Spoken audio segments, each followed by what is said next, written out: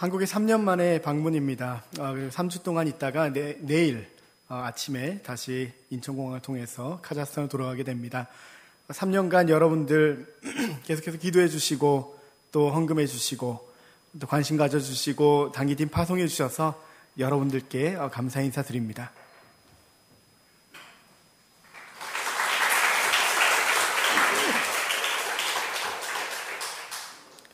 새누리교회는 저에게 참 특별한 교회입니다. 그리고 아주 특별한 인연입니다. 왜냐하면 제가 새누리교회에 처음 와서 단기 선교라는 걸 처음 한번 가봤고, 그리고 이 카자흐스탄과 위구르 민족을 알게 되었습니다.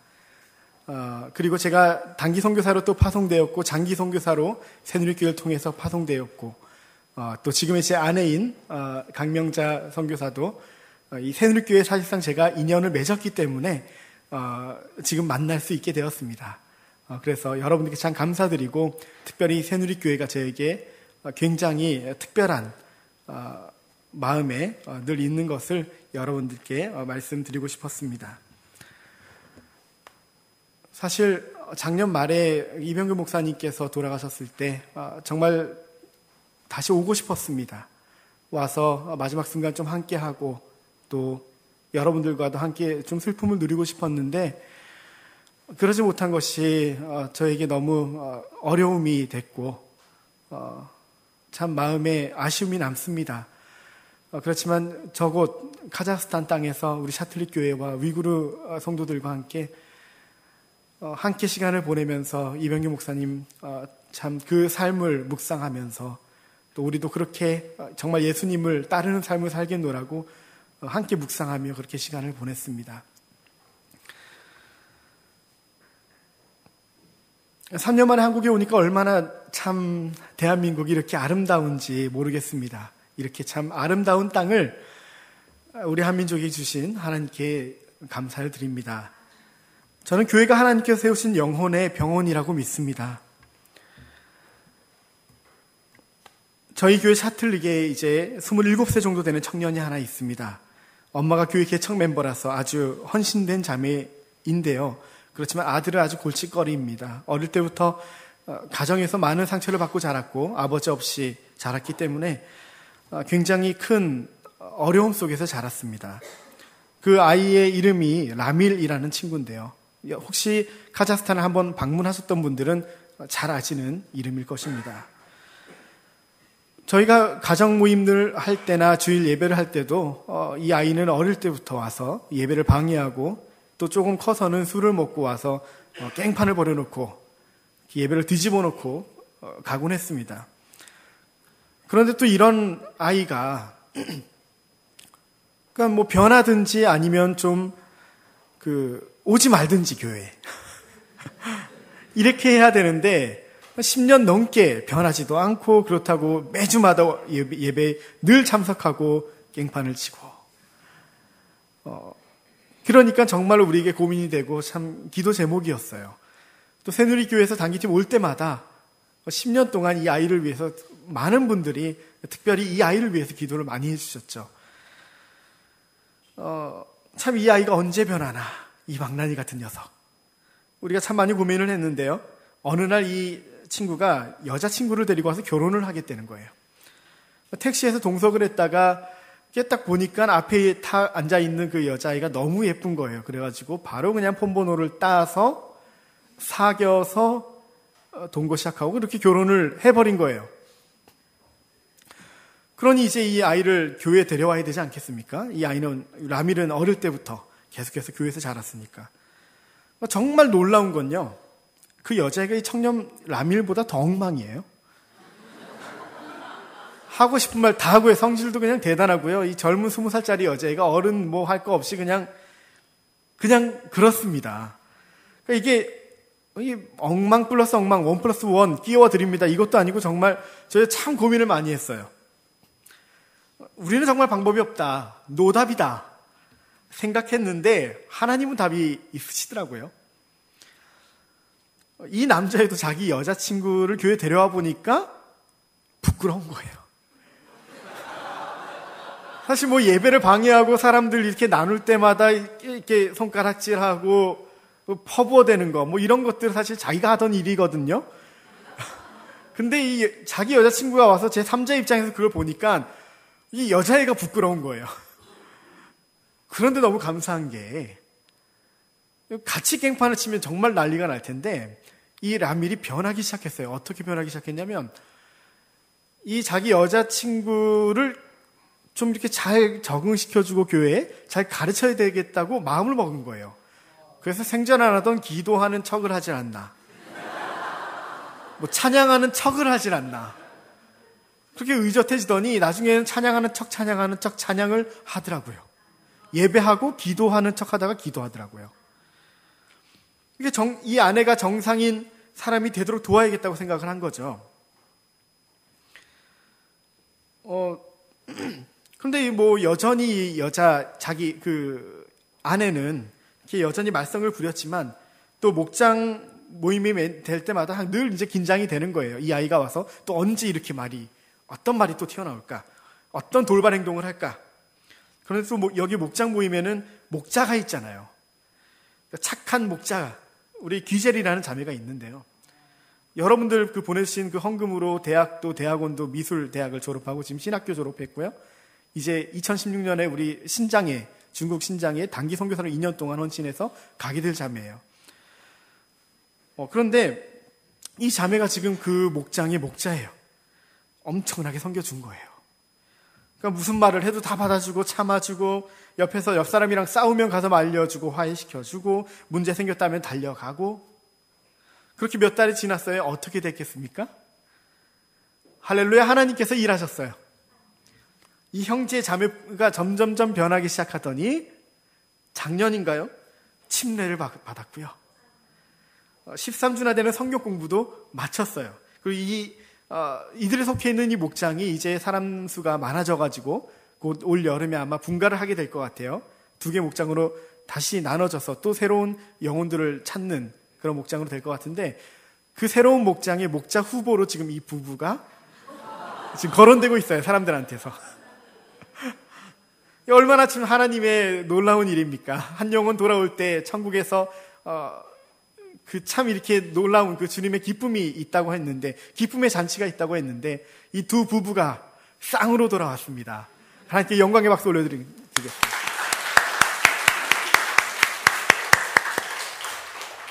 이 자매가 22살인데요. 간증한 내용을 제가 조금 읽어드리겠습니다. 저는 누구에게도 순종해 본 적이 없고 내 하고 싶은 대로 살았습니다. 저는 세상을 악이 다스린다고 생각했습니다. 어차피 악한 세상, 내 마음대로 살겠다고 생각했고 어릴 때부터 그 누구도 배려하지 않고 살아왔습니다. 남편이 가정교회 목자 귀재를 소개해 주었는데 귀재를 저를 엄청나게 섬겨 주었습니다. 얼마나 인내심이 많고 나 같은 사람도 참고 섬겨줄 수 있는지 신기했습니다. 저는 귀젤이 얼마나 많은 돈을 받으면 이런 짓까지 하나 생각했습니다. 분명 이런 일을 시키는 돈 많이 주는 사장님이 있나 보다 생각했습니다. 아마 저희를 보고 사장님이라 생각했나 봐요.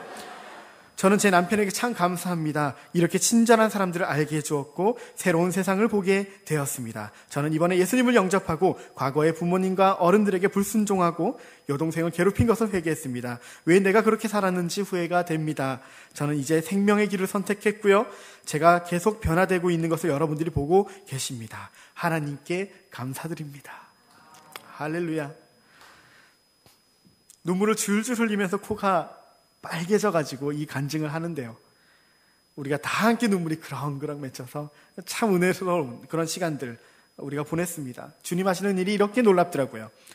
우리는 망나니 1+1이니까 어떻게 감당하나 했는데 주님이 이 2명 다 살리시더라고요.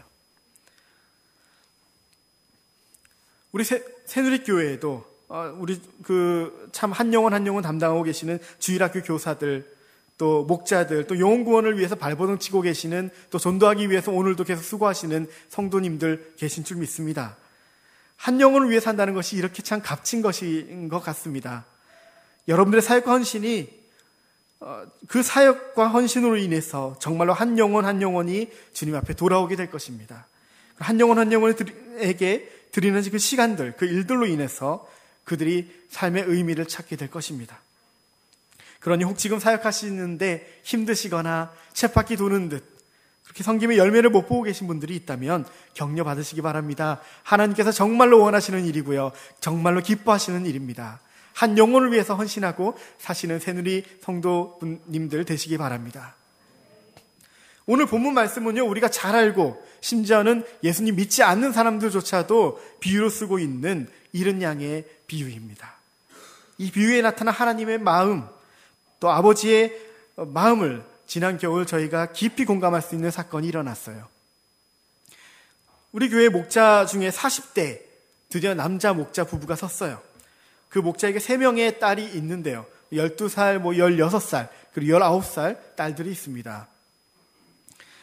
그 중에 19살 딸은 저희가 운영하는 그 가정교회 목장에 속해 있는데요. 이 아이가 어느 순간 남자친구 사귈 나이가 됐잖아요. 대학도 갔고. 그래서 남자친구를 데리고 왔어요. 20살짜리 이렇게 일하는 남자친구였는데 미국 사람이고요. 한 달 정도 이렇게 잘 적응을 하는 것 같더라고요. 그래서 이제 좀 이렇게 위구르 남자 청년이 또 주님 앞에 돌아오나 보다. 우리가 기쁨을 만끽할 때쯤에 난리가 난 거예요. 이 남자애가 이 여자애를 보쌈한 거예요.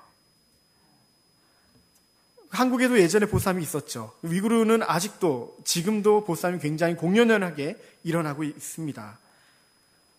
그러니까 딸이 잠깐 밖에 나왔을 때 밤 10시경에 이 남자친구가 자기 친구들 4명, 등치 좋은 4명과 함께 차에 강제로 그 여자애를 태워서 어느 집이론가 떠나버렸어요. 그러니까 이 광경을 우리 가정교회 다른 또 남자아이가 보고는 그 부모에게 막 달려가서 알렸어요. 집에서 난리가 났죠. 엄마는 충격으로 실신하고 아버지 온 가족은 어디 있는지도 모르는 딸을 찾기 위해서 길을 찾아 나서기 시작했어요. 그렇게 10시에 납치당했어요. 1시, 새벽 2시가 돼도 딸을 찾지를 못했어요. 어디 가서 찾겠습니까? 핸드폰도 다 뺏었는데. 그렇게 망연자실하고 있는데 새벽 한 6시, 7시쯤 되었나요? 친척으로부터 그 아버지에게 전화가 온 거예요. 그러면서 하는 말이 어이 축하해 거기 딸 결혼한다며.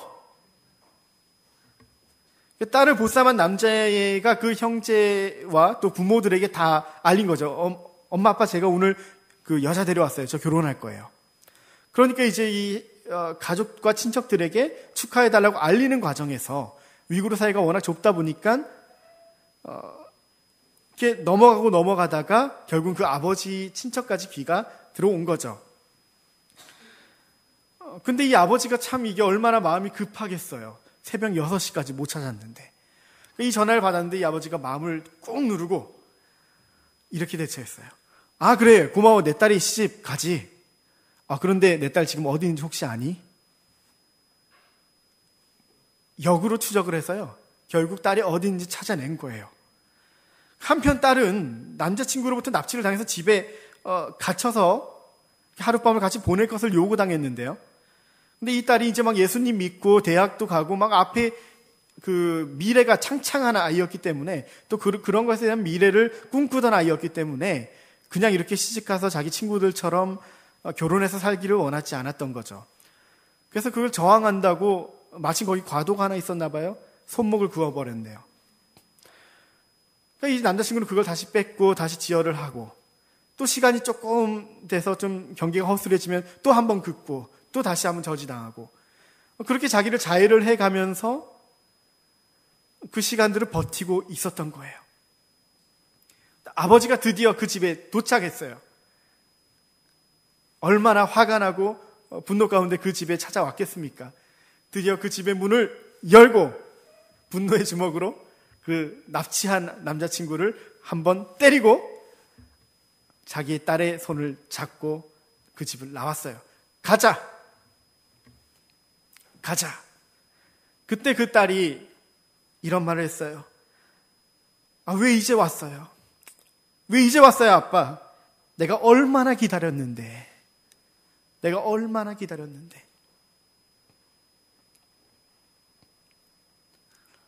이 딸은 아버지의 끈질긴 진념 때문에 위기와 불행의 시작점에서 구원받게 된 것이죠. 저는 이 사건을 옆에서 보면서 이게 우리 아버지 하나님의 마음이 아닌가, 잃은 양을 찾도록 찾는 그 목자의 심정이 아닌가 저는 그것을 공감하게 되었습니다. 그래서 잃어버린 영혼들을 찾을 때까지 찾으시는 하나님, 자녀들이 고통 속에 몸부림치고 있을 때 결코 포기하지 않으시는 하나님, 오늘도 계속해서 잃어버린 영혼들을 찾고 계신 그 하나님 아버지의 심정,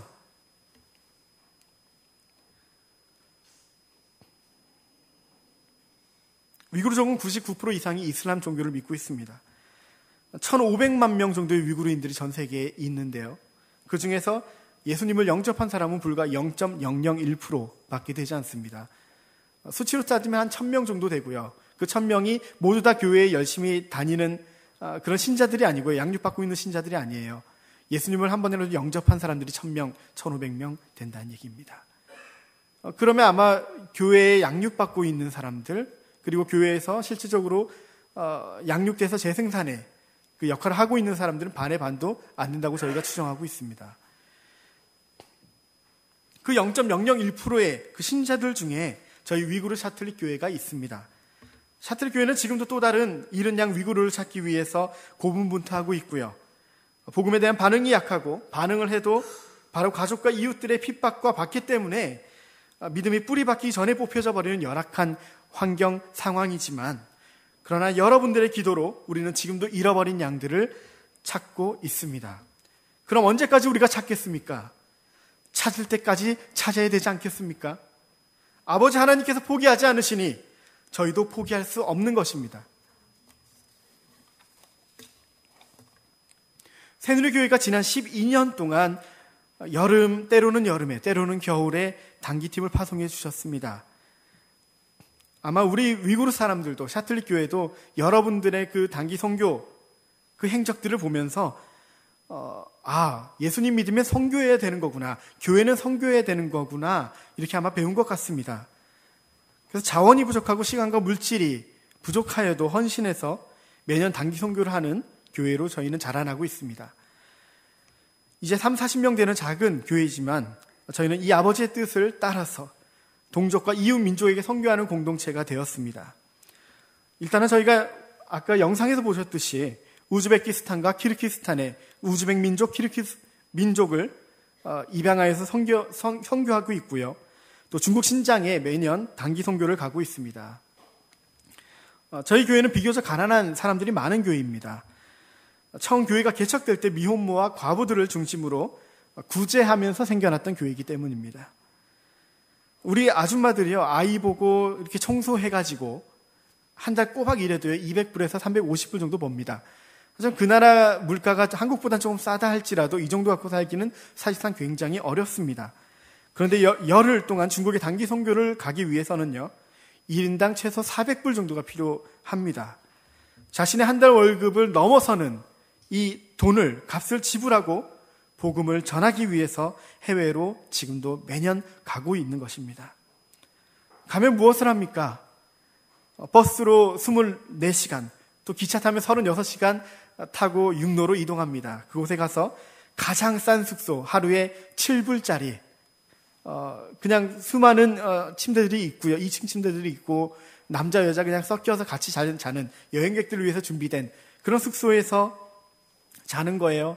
그리고 아침에 기도하고 다시 나가서 사람들에게 복음을 전하고 또 그러다가 초청하는 사람들이 있으면 그들의 호의에 화답하여서 그들의 집에 가서 또 대접을 받고, 또 혹시 밀어내는 사람들이 있으면 신발 털고 또 다른 데로 가서 복음을 전하고, 이런 사역들을 열흘 정도, 15일 정도 하고 또 돌아오는 것입니다. 저희가 중국에 갔으니 맛있는 음식이 또 얼마나 많이 있습니까? 본토에 갔으니, 자기들의 고향에 갔으니 또 맛있는 음식이 얼마나 많이 있습니까? 맛있는 음식 식당 가서 한번 사 먹어봐라. 그리고 저희가 용돈을 조금 지어줍니다. 그런데 갈 때마다 그들은 갔다가 꼭 돈을 남겨와요. 돈이 아주 그렇게 없이 가는데도 꼭 돈을 남겨와요. 선교하다가 거기서 또 맛있는 음식, 그 비싼 음식 먹기가 또 미안한 거예요. 복음 전하러 왔는데. 이렇게 기특하게 우리 위구르 아줌마를, 이렇게 선교하고 있습니다. 저는 이 시간 여러분들에게 도전하기를 원합니다. 눈을 세계로 한번 돌려주십시오.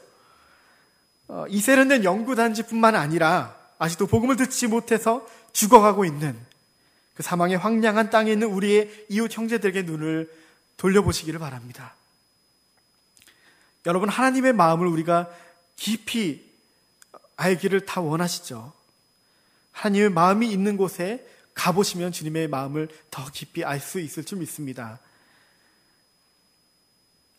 아버지, 당신의 마음이 있는 곳에 나의 마음이 있기를 원해요.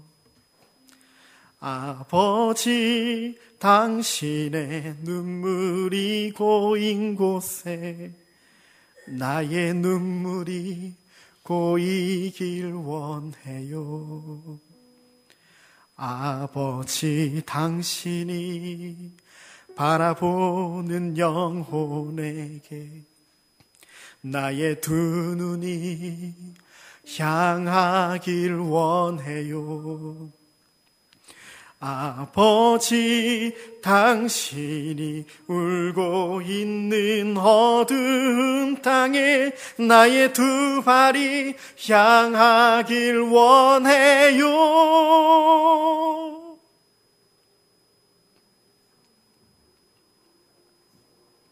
아버지, 하나님의 마음이 여러분들 주위 이웃들뿐만이 아니라 선교지에도 있습니다. 아버지, 하나님의 눈물이 선교지에 있습니다. 중국 신장에 다녀온 우리 위구르 지체들의 고백을 잠깐 제가 읽어드릴게요. 마리암 자매는 이렇게 고백했어요. 산 위에서 기도할 때 산 위에 부는 바람을 아무도 제어하지 못하듯이 이 땅에 향하는 나의 일은 누구도 막을 수 없다라고 아버지께서 말씀하셨습니다. 아무리 이슬람이 강화되어도 하나님은 계속 자신의 일을 행하십니다. 이번에 5번째 선교 여행인데 그전에는 단 한 명도 예수님 믿는 위구르인을 만난 적이 없었는데 이번에 처음 만나서 교제했습니다. 그간의 사역의 열매를 보았습니다. 하시아 자매는 이렇게 고백했습니다. 우리가 두려움으로 안 된다고 열매 없다고 생각할 때 사람이 할 수 없는 일을 하나님께서 행하시는 것을 우리가 고난 속에서 보았습니다. 소냐 자매는 이렇게 고백했어요. 36시간이나 한 버스를 타고 갔습니다. 가기 전에 집안 사정이나 어려운 형편이어서 안 갈까도 했는데 안 갔다면 우리가 한 사역도 없었을 것이고 이와 같은 축복도 못 누렸을 것입니다. 굴리사 자매는 이렇게 고백합니다. 하나님이 나를 통해서도 일하시는 것을 알았습니다. 저에게는 이것은 계시와 같은 것이었습니다. 하나님은 우리가 가기 전에 모든 것을 예비하시고 늘 신실하게 기도에 응답하십니다. 아직 수많은 사람들이 이 복음을 기다리고 있고 듣고 싶어 합니다. 그러니 어찌하든지 전해야 합니다. 선교는 어떤 특별한 것이 아닙니다. 하나님의 마음을 알아들이는 것입니다. 찾을 때까지 자신을 하나님과 함께 찾으러 나서는 것입니다. 이것이 한국의 교회이든지 위구르의 교회이든지 모든 그리스도인의 삶의 목적인 줄 믿습니다. 오늘 본문 말씀 뒤쪽에는 돌아온 탕자 이야기가 나옵니다. 저는 2005년에 용탄 공부를 차재영 형제님께 배웠는데요. 용서받은 탕자 이야기가 그렇지 않습니까? 아들이 자기 마음대로 살고 싶어서 자기에게 할당된 아버지의 그 유산을 가지고 고향을 떠나 자기 마음대로 방탕하게 살다가 나중에 거지꼴이 되어서 돌아온다는 내용이죠. 또 아버지가 받아준다는 내용이죠. 동생이 거지가 돼서 누더기꼴로 돌아왔을 때 그 형은 마음이 별로 좋지 않았어요. 아버지가 방탕히 행하고 재산을 까먹은 그 동생을 환대하고 잔치를 열어주는 것이 시기가 났었죠. 그 형의 문제는 아들을 기다리는 아버지의 마음을 몰랐다는 것이었습니다. 떠난 둘째 아들 때문에 잠 못 이루고 늘 걱정하는 기다리는 아버지의 괴로운 심정을 첫째 아들은 몰랐다는 것이었죠. 만약 이 첫째 아들이 아버지의 마음을 알았더라면, 그 마음을 공감했더라면 분명히 동생을 찾아 나섰을 것입니다. 아버지 하나님의 마음을 아는 것, 아버지의 눈물을 보는 것, 예수님의 심장으로 내 심장을 가득 채우는 것, 이것이 선교의 시작인 줄 믿습니다.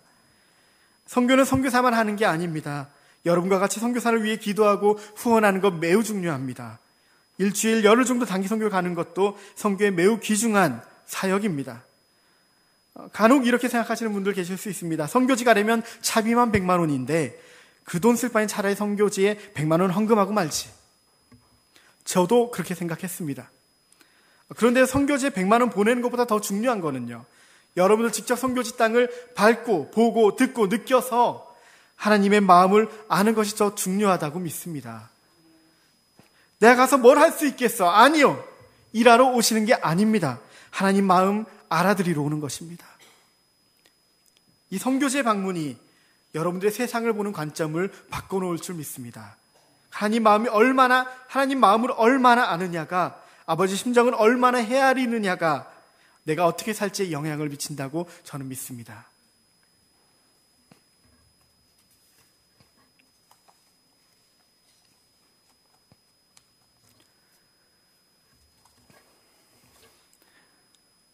우리는 너무 바쁘게 사는 것 같습니다. 지금 이 시간은, 이 세상은 점점 더 빠른 세상이 되어가는 것 같습니다. 우리의 옛 성품은 계속해서 우리를 이 세상 속에 묻혀 살도록 붙잡고요. 또 하나님과 인격적인 관계를 못하도록 우리를 붙잡고 있습니다. 우리가 발버둥 치지 않으면 하나님의 아버지의 마음의 뜻을 구할 수 없습니다. 하나님의 심정, 목자의 심정, 오직 아는 것만으로는 부족하다는 것입니다. 찾아 나설 때 정말로 하나님의 마음을 우리가 이해할 수 있을 줄 믿습니다. 지금 이 순간에도 사실 매일매일 수많은 사람들이 복음을 듣지 못하고 죽어가고 있습니다. 이들을 향한 하나님의 사랑은 우리에게 향한 그 사랑보다 과연 적을까요? 만약 여러분들이 복음을 듣지 못한 그 선교지의 사람들이라면 어찌하시겠습니까? 하나님은 왜 그들보다 우리를 먼저 구원하셨겠습니까? 그들은 오늘도 어쩌면 소리치고 있는지 모릅니다. 누가 우리에게 와서 복음을 전해달라. 누구든지 와서 우리에게 구원의 도를 알려달라. 하나님은 오늘도 우리에게 이렇게 소리치고 계십니다. 내가 누구를 보내며 누가 우리를 위하여 갈꼬. 그때 주님 내가 여기 있나이다. 나를 보내소서. 오늘 이 주님의 부르짖음에 주님 내가 여기 있나이다. 나를 보내소서.